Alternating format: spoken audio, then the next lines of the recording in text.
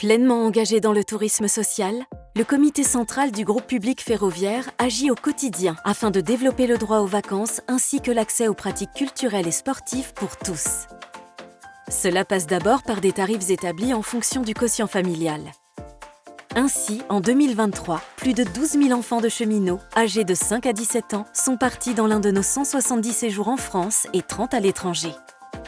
Au CCGPF, les vacances, c'est primordial.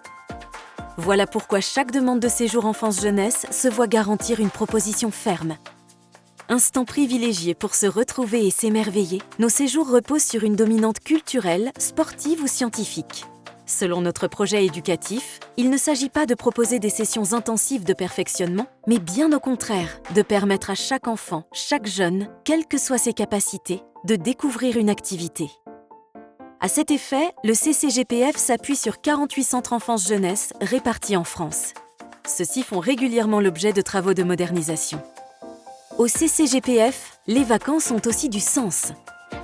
En 2022, près de 15 000 familles sont parties dans l'un des 11 villages vacances que nous gérons ou dans le cadre d'une convention conclue avec des partenaires du tourisme social.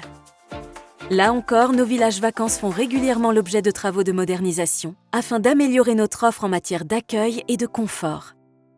Dans nos établissements, les animations et les offres de séjour sont axées sur la découverte d'une région, des arts plastiques, comme c'est le cas lors de la semaine culturelle organisée tous les ans.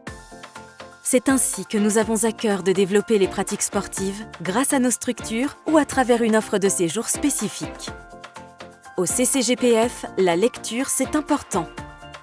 C'est pourquoi nous expédions en moyenne 80 000 livres dans 138 bibliothèques gérées par les CASI. La Bibliothèque centrale de prêt par correspondance permet à près de 15 000 adhérents d'emprunter des livres qui leur sont adressés par le courrier interne de la SNCF. Car nous sommes intimement persuadés que le droit aux vacances et à la lecture participe pleinement à l'épanouissement des cheminots et de leurs familles.